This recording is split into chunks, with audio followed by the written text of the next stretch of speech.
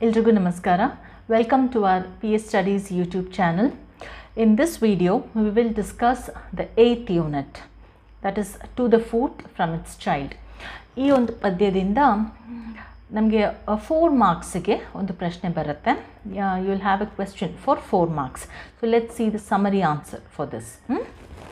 And if at all you find this video useful, like ಮಾಡಿ, share ಮಾಡಿ ನಮ್ಮ ವಿಡಿಯೋನ ನಿಮ್ಮ ಫ್ರೆಂಡ್ಸ್ ಆ್ಯಂಡ್ ಕ್ಲಾಸ್ಮೇಟ್ಸ್ ಜೊತೆ. ಮತ್ತು ಏನಾದರೂ ಸಬ್ಸ್ಕ್ರೈಬ್ ಇನ್ನೂ ಮಾಡ್ಕೊಂಡಿಲ್ಲ ಅಂದರೆ please subscribe, okay. And don't forget to give your comments and bell button press ಮಾಡ್ಕೊಳ್ಳಿ ಆ್ಯಂಡ್ ನೋಟಿಫಿಕೇಷನ್ಸ್ ಆಲ್ ಅಂತ ಸೆಟ್ ಮಾಡ್ಕೊಳ್ಳಿ.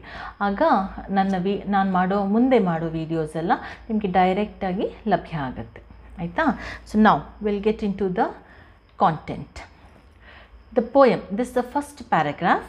The poem To the Foot from its Child is written by Pablo Neruda. So ಇದನ್ನು ಬರೆದಿರೋರು ಪಬ್ಲೋ ನೆರೂಡಾ, the poet ಹೆಸರು ಅದು.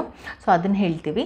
ಆಮೇಲೆ ಇದು ಯಾವುದ್ರ ಬಗ್ಗೆ ಈ ಕವಿತೆ ಇರೋದು ಅಂತ ಹೇಳ್ತಾ ಇದ್ದೀವಿ.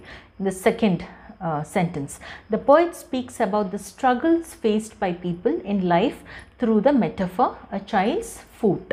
So ಯಾವುದ್ರ ಬಗ್ಗೆ ಮಾತಾಡ್ತಾ ಇದ್ದಾರೆ? ಅಬೌಟ್ ದ ಸ್ಟ್ರಗಲ್ಸ್ ಅಂದರೆ ಹೋರಾಟ. ಜನರು ಅವರ ಜೀವನದಲ್ಲಿ ಅವರಿಗೆ ಆಗುವಂಥ ಹೋರಾಟನ ಥ್ರೂ ದ ಮೆಟಫರ್ ಅಂದರೆ ಸಿಂಬಲ್, ಚಿಹ್ನೆ ಅಂತ ಜ್ಞಾಪಕ ಇರಲಿ. ಯಾವ ಚಿಹ್ನೆ? ಅ ಚೈಲ್ಡ್ಸ್ ಫೂಟ್, ಒಂದು ಮಗುವಿನ ಪಾದದ ಮೂಲಕ ಹೇಳ್ತಾ ಇದ್ದಾರೆ. So the second paragraph onwards, you start the summary. In the poem, the child's foot dreams to become a butterfly or an apple. ಇದು MCQಗೆ ಜ್ಞಾಪಕ ಇರಲಿ. ಏನಾಗಲಿಕ್ಕೆ ಬಯಸುತ್ತೆ ಅನ್ನೋದು butterfly or an apple. But stones, glass and ladders teach the foot that it cannot fly. The child's foot falls in the battle. It is punished to live in a shoe as a prisoner. Prisoner ಅಂದರೆ ಕೈದಿ ಅಂತ. It is punished, ಕೈದಿ ಆದಮೇಲೆ ಏನು ಶಿಕ್ಷೆ ವಿಧಿಸಲಾಗುತ್ತೆ ಅದಕ್ಕೆ? To live in a shoe.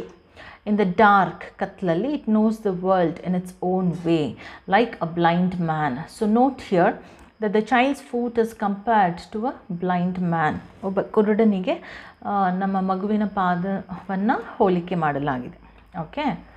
Then the next paragraph, the soft nails of the foot become eyeless reptiles like worms. Worms ಅಂದರೆ ಹುಳುಗಳು, ಜ್ಞಾಪಕ ಇರಲಿ.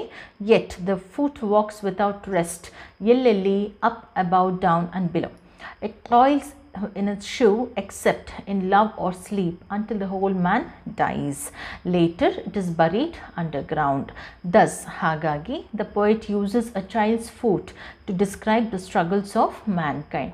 ಸೊ ಒಂದು ಮಗುವಿನ ಪಾದವನ್ನು ಯಾವ ರೀತಿ ಇವರು ಉಪಯೋಗಿಸ್ಕೊಂಡಿದ್ದಾರೆ, ಮನುಷ್ಯನ ಜೀವನದಲ್ಲಿ ಅವನು ಏನೆಲ್ಲ ಕಷ್ಟಪಡ್ತಾನೆ, ಹೇಗೆಲ್ಲ ಕಷ್ಟಪಡ್ತಾನೆ ಅಂತ ಹೇಳೋಕ್ಕೋಸ್ಕರ ಯಾವ ರೀತಿ ಇದನ್ನು ಬಳಸ್ಕೊಂಡಿದ್ದಾರೆ ಅನ್ನೋದು ಪ್ರಶ್ನೆ ಇರುತ್ತೆ. ಸೊ ಅದಕ್ಕೆ ಉತ್ತರ ಇದು. This the summary answer.